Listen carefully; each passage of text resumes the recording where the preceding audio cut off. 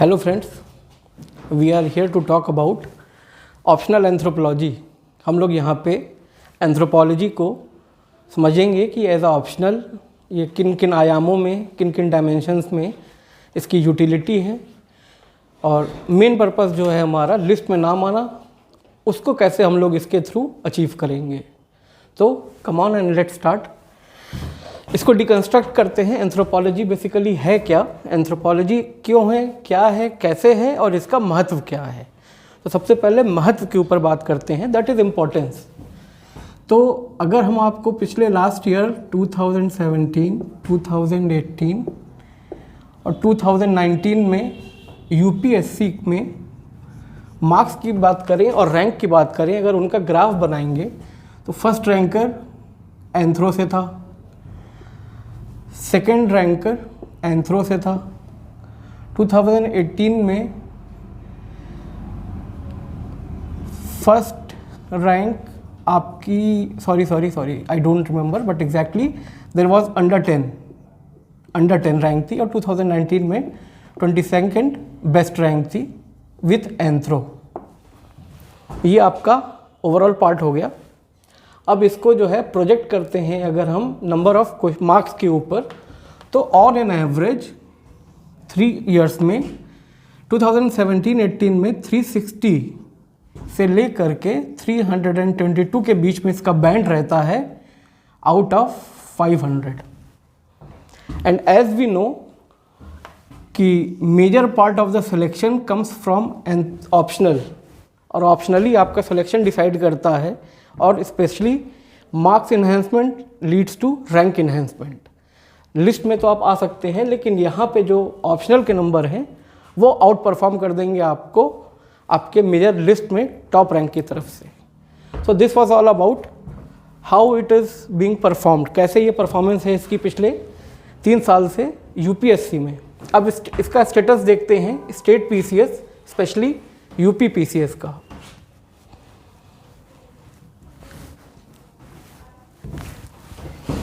UP PSC में 2018, 2017, 2018 में इस पे मार्क्स स्कोर किए गए हैं 310 बाई सुरभि, और 2017 में 6th रैंकर विथ एंथ्रो। इसका भी ऑप्शनल एंथ्रो था, इसका भी ऑप्शनल एंथ्रो था। तो यूपी पीसीएस भी अब आपके इस सब्जेक्ट को प्रिफर कर रहा है, और क्यों कर रहा है, कैसे कर रहा है, अब हम लोग नेक्स्ट स्लाइड में देखते हैं, very fast and very quick.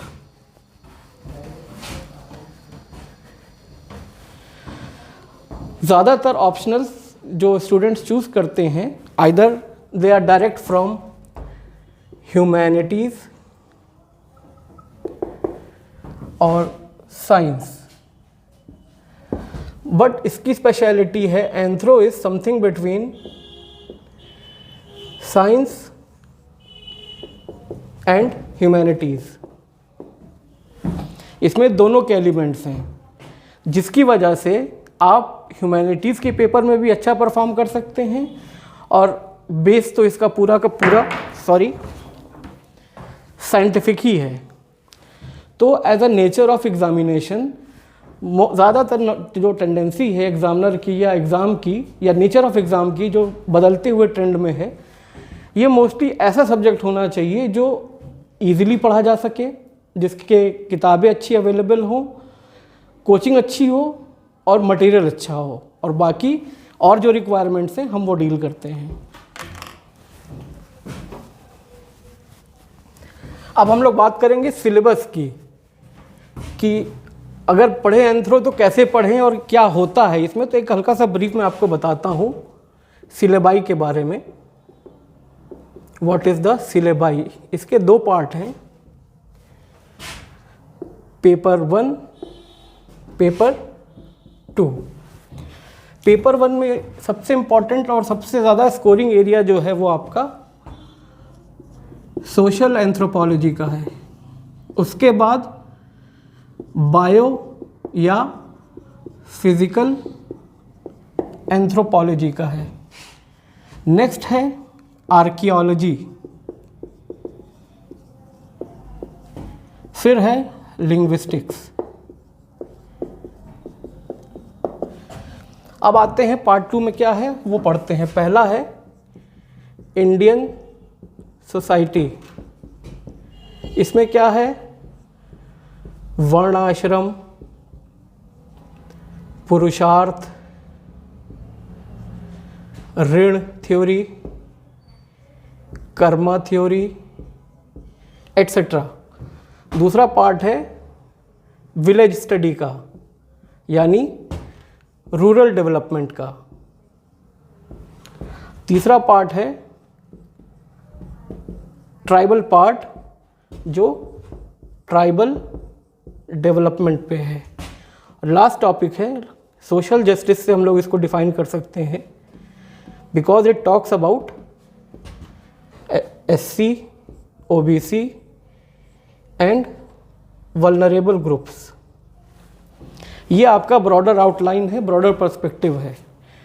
अब looking at the trends of the question, पहले क्या होता था कि आपको 5, या जैसे UPSC की अगर हम बात करें तो first and fifth questions were compulsory, और इन दोनों क्वेश्चन में 10 मार्क्स के 5 क्वेश्चन होते थे। यानी क्वेश्चन नंबर 1 में 10 मार्क्स के 5 क्वेश्चन, क्वेश्चन नंबर 5 में 10 मार्क्स के 5 क्वेश्चन, और ये दोनों कंपलसरी होते थे। तो अभी 2015, 17, 18 के आसपास ये ट्रेंड था कि एक एक टॉपिक से एक एक क्वेश्चन उठा लेते थे और अपना 10 क्वेश्चन यहाँ फ्रेम कर देते थे।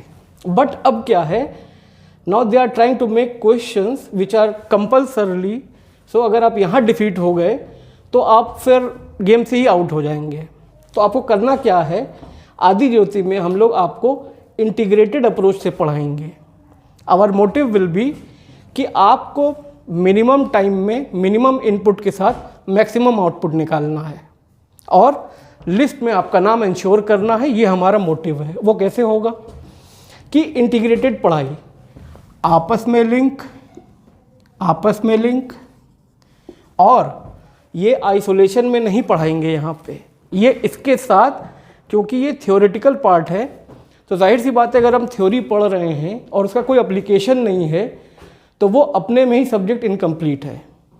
तो उसकी पॉसिबिलिटी ये है कि हम आपको इसके साथ इन सारी चीज़ों को इंटीग्रेट करके, जिसको हम लोग कहते हैं होलिज्म, और होलिस्टिक वे में आपको इंटीग्रेटेड मैनर में सारी चीज़ें कंप्लीट कराएंगे। अब देखते हैं आपको सोर्स क्या है, मटेरियल क्या है, मार्केट में क्या है, और आदि ज्योति में स्पेशल क्या है।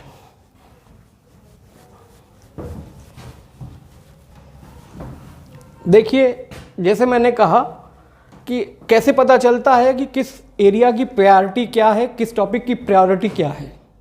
वो ऐसे पता चलता है कि जिस सेगमेंट से नंबर ऑफ क्वेश्चंस पिछले लास्ट 20 ईयर्स में आए हैं, वो आपको एक हिंट दे देते हैं, जो कि अपने में एब्सोल्यूट नहीं है। ठीक है, वो हिंट दे देते हैं कि these are the major areas जहाँ से एग्जामिनर क्वेश्चन उठाता है। बट पढ़ना हमको सब है, लेकिन अप्रोच क्या होगी कि जो आपका बल्क क्वेश्चन जहाँ से जनरेट होता है पहले उसको फिनिश करेंगे, वो हमारा बनेगा कोर, और उसके बाद रिमेनिंग टॉपिक्स पेरिफेरल नेचर के होंगे। यानी एक बार आपका बेस हम बना देंगे उन चीज़ों से जो मैक्सिमम एरिया कवर कर लेता है इन टर्म्स ऑफ मार्क्स, क्योंकि यहाँ सारा खेल सिलेक्शन का है। हम यहाँ पे एकेडमिक्स की बात नहीं कर रहे हैं। We are here to make civil services and civil servants. तो हम बेसिक बात करेंगे मैथमेटिकल टर्म्स में मार्क्स की। तो मैक्सिमम मार्क्स जिस एरिया से है उनसे बनेगा आपका फाउंडेशन, और बाकी पेरिफेरल टॉपिक से आपके घर की छत बनेगी। यानी इस तरह से आपका एक घर बन गया, और ये होलिज्म और होलिस्टिक मैनर में होगा।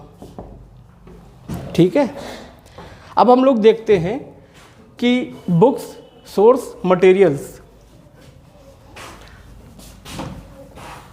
Since this subject anthropology is a dynamic subject, dynamic in the sense कि आप लोग अखबार पढ़ते होंगे, डेफिनेटली पढ़ते होंगे, तो कहीं ना कहीं आपको कुछ ना कुछ खोजे, कुछ अन्वेषण, कोई सभ्यता।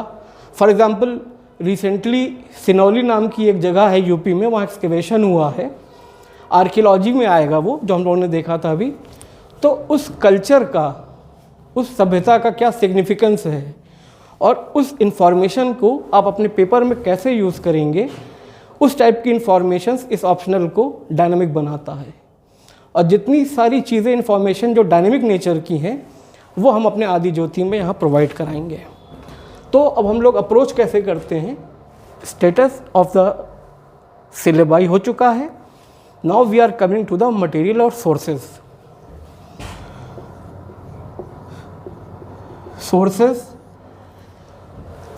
First of all for social part, physical part जो कि कोर हैं आपकी, और आर्कियोलॉजी और लिंग्विस्टिक ये आपकी पेरिफेरल नेचर की हैं। लिंग्विस्टिक्स एज सच अभी तक बहुत डिटेल में क्वेश्चन नहीं पूछा गया है, तो ये हमारा लास्ट प्रीफर्ड टॉपिक रहेगा after completion of core and first peripheral. Okay, तो इसके लिए एक बुक आती है पी नाथ, इसके लिए बुक आती है माखन झा। और आपको ये बताता चलूँ, नंबर ऑफ पेजेस इसके 600 हैं, इसमें करीब करीब 500 पेज हैं। और इन सब के लिए अगर आप रिफ़र करना चाहेंगे तो अंबर एंड अंबर, ये स्टैंडर्ड बुक है, ये 1100 पेज की है। अब आपको देख के नहीं लग रहा है कि इतना ज़्यादा ये पेजेस हैं, और मैक्सिमम टाइम मेरे हिसाब से ऑप्शनल को 3 मंथ पढ़ने का प्लस 1 मंथ रिवीजन का अलॉन्ग विथ टेस्ट सीरीज़। ये अगर आपने कर लिया, यानी 4 महीने में और प्लस टेस्ट सीरीज़ में कर लिया, बस इसका यहाँ पे रोल ख़त्म है। इससे ज़्यादा एफर्ट देना फिर वो इनजस्टिस है उस ऑप्शनल के लिए।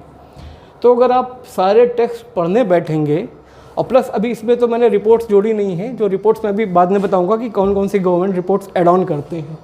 तो डोंट यू थिंक कि दिस इज़ सो मच बल्कि कि आप 3 महीने में इतना कर सकते हैं अकेले? नहीं कर सकते हैं, it's a challenge. So what we do here in Aadi Jyoti, हमने इनको समराइज़ करके इनका क्लास नोट्स देना है आपको, और उसमें जो मॉडिफिकेशन ऑल्ट्रेशन होगा वो आपका करंट न्यूज़पेपर से जो डेली बेसिस पे आते हैं। अब हम लोग रिपोर्ट्स के ऊपर चलते हैं। रिपोर्ट्स क्या क्या लेनी है? ट्राइबल अफेयर्स की रिपोर्ट जो एनुअल बेसिस पे पब्लिश होती है, ये भी अराउंड 500 पेज की होती है। मिनिस्ट्री ऑफ माइनॉरिटीज़, उसकी एनुअल रिपोर्ट वो भी करीब 400 पेज की होती है। उसी तरह से सोशल जस्टिस डिपार्टमेंट, उसकी जो रिपोर्ट है वो आपकी जो है 300 पेज के अराउंड होती है। और एक खाखा रिपोर्ट है जो एसोसिएटेड है tribal development and tribal issues से, वो करीब करीब 600 पेज की है। तो आपको ये अप्लाइड एस्पेक्ट, ये कोर एस्पेक्ट, ये दोनों यहाँ पे आदि ज्योति में हम कराएंगे।